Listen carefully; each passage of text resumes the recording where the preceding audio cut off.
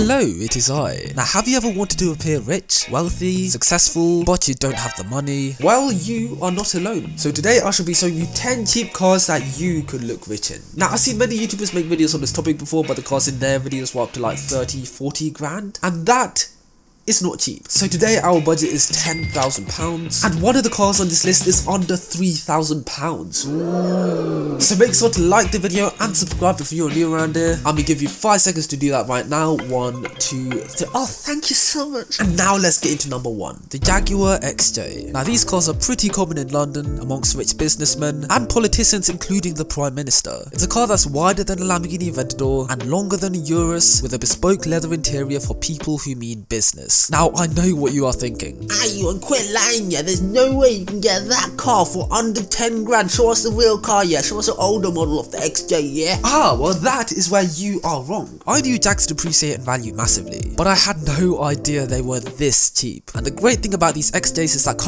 this is currently the latest shape. So you could buy an XJ for under 10 grand, park it next to a 2021 which go for over 50 grand, and you would not be able to tell the difference. So what do you get in a 10 grand Jaguar XJ? A digital gauge cluster, dual view screen, leather massaging seats as standard, 2 electric sunroofs, an automated tailgate, metal surrounds across the interior, a meter of legroom, an all aluminium body, advanced drivetrain technology, ambient lighting. It's pretty much got everything you can think of. But of course it's not all sunshine and rainbows with a cheap Jaguar. If you're limiting yourself to just 10 grand, you'd only be able to pick one of these up with its base spec 3-litre diesel V6. You'd need an extra 6 to 7 grand to get one with a 5-litre supercharged V8. And it's not exactly a reliable car either. Common problems are with the electrics and some cases of sticky buttons and trim. Looks like Boris has been getting busy in the back. But excluding all those problems, 10 grand for a Jaguar XJ? What a bargain! The Alfa Romeo Brera. Alfas of this era were styled Mamma mia. The design was so timeless, it looks stunning to this day despite it being a 15-year-old car. Yep, you heard that right. When this car was released, PS2s were still a thing. I mean, you could park this in a dealership, tell people that it's a 2020 car, and nobody would even question you. However, if hatchbacks aren't to your taste, then you could even check out the Alfa Spider, which is quite literally a convertible Brera. You have a choice of a 2.2 turbo diesel 4-cylinder, a 2.4 turbo diesel 5-cylinder, a 2.2 petrol 4-cylinder, or a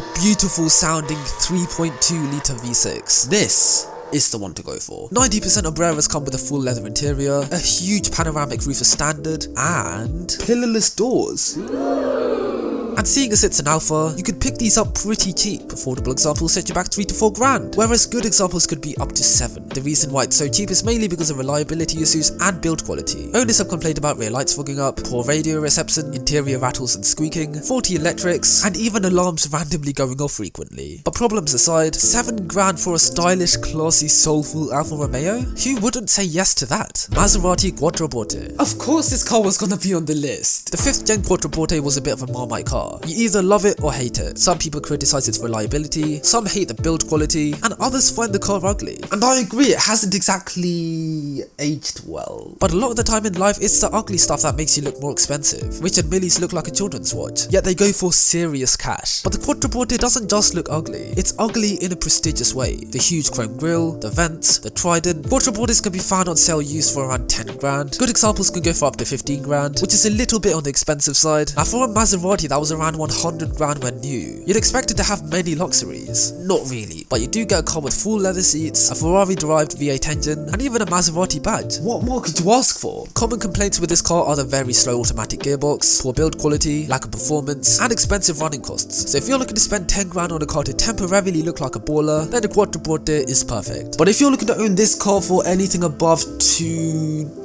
days, then you need some serious help. The Jaguar XJ. Now I wouldn't call the XK underrated, but it seriously deserves more love in the car world. It has an all aluminium body, comes as a coupe or a convertible, and the choice of a 4.2 V8, a 4.2 supercharged V8, and even a supercharged 5-litre V8 that produces upwards of 380 brake horsepower. Unfortunately, these go for over 10 grand, but the naturally aspirated 4.2 V8 is the one you want. Seeing as it's the most reliable, yet it still packs a punch, producing 300 brake horsepower and 420 pound-feet of torque. This 4.2 litre V8 can take the car from 0 to 16 under 6 seconds, going on to a top speed of 155 miles per hour. It also comes with a plush interior, which is a very nice place to be. And would you just look at the car? It just looks so evil. Now, some people call this the poor man's V8 Vantage, which is already a baby Aston, hence it doesn't really get much respect in the car scene. Now, sure, it may not be as pretty, as quick, or as good sounding as the Aston Martin, but for the price, you cannot deny that it's a bargain. It's quite literally a V8 Vantage in a Jaguar's body for a third of its price. So if you want a classy, British, comfortable Grand Tourer that makes you feel like a villain whenever you get behind the wheel, for just 10 grand, look no further than the XK, the Citroen C6. Now, I know there's a bunch of Americans right now thinking,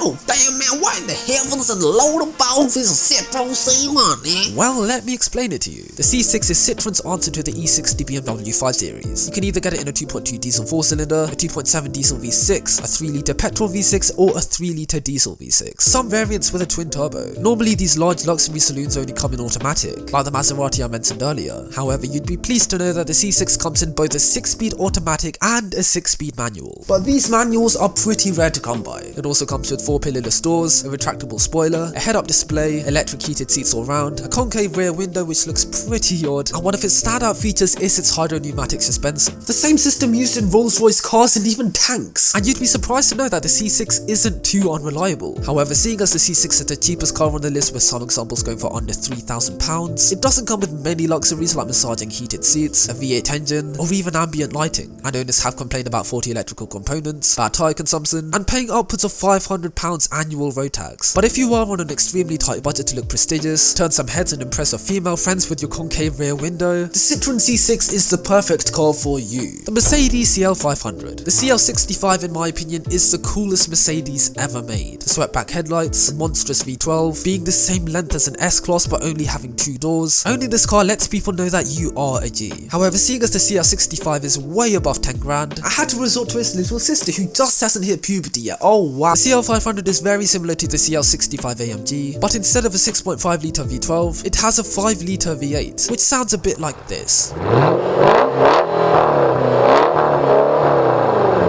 That is meant to be the sensible engine. It produces over 380 brake horsepower, 530 Nm of torque, meaning it can go from 0 to 60 in 5.3 seconds, and go on to its limited top speed of 155 miles per hour. The CL500s would set you £93,000 back in 2007 when they were new. However, now you can pick up decent examples for less than a tenth of the price. What? The Merc comes with a super spacious cabin, a full leather interior, infrared cameras, a digital gauge cluster, soft closing doors, electric sunroof, its own phone, rear view camera, and air suspension which feels like you're driving on silk. However, it does come with its problems too. A lot of owners complain about the interior being too boring, the car's thirst for fuel, the sheer length making it difficult to maneuver, and the fact that servicing and running it can get real expensive real quick. But reliability on these Mercs has proven to be pretty good. So if you're on the market for a depreciated luxury coupe that can last you a long time, look no further. The Porsche BOXSTER. Now, slight dilemma, there's 2 cars to choose from. You could either get the 986, which is the first generation BOXSTER with the fried egg headlights, but the problem with this BOXSTER is that it looks old and outdated, and if you were seen in this, people would automatically assume that you are broke and you're trying to look rich. So instead I recommend the much more up-to-date 987. It's very similar to the 986 BOXSTER, but looks and feels much more premium. How a real German sports car should feel. And unlike the 986 interior, the 987 doesn't look plasticky and cheap. It looks organised and proper, with round vents and a proper 3-spoke steering wheel instead of this monstrosity. The 987 also comes with various different flat 4 boxer engines, all with a choice of automatic or manual. And the great thing about Porsches is that to the naked eye, they all look very similar. So you can roll around in this 2005 Porsche BOXSTER and the majority of people would have no idea it's that old. Now you can pick up cheap examples of this Porsche BOXSTER for around 7 grand, but good examples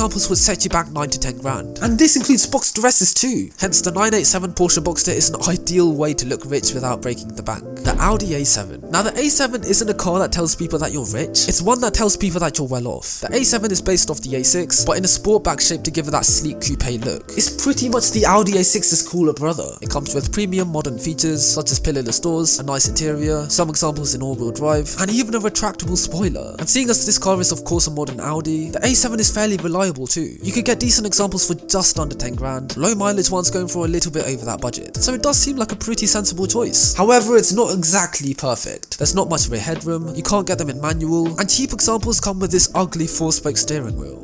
But if you want to give that subtle hint to people that you are fairly well off, the Audi A7 is the perfect choice for you. And that is the end of the video. Now just before you guys go, did you know that over 60% of you guys watching right now are not subscribed? Major violation, I'm gonna do something. So make sure to subscribe if you're one of those people, and make sure to like this video if you enjoyed this one. I'm trying to do some different videos on the channel now. Comment down below any other video ideas that you want me to make, and I will catch up with you guys very soon. Until next time, have a good one guys, stay safe, stay inside. Until next time, hey, they say they like it when I rap like this, so I reckon I better off giving them that. I Billy be 1 in a million, killing the shit when I hit like a swing in the bat. Average, you and I rapping like this, then the fuckers are bringing it back. If you ain't gonna listen to this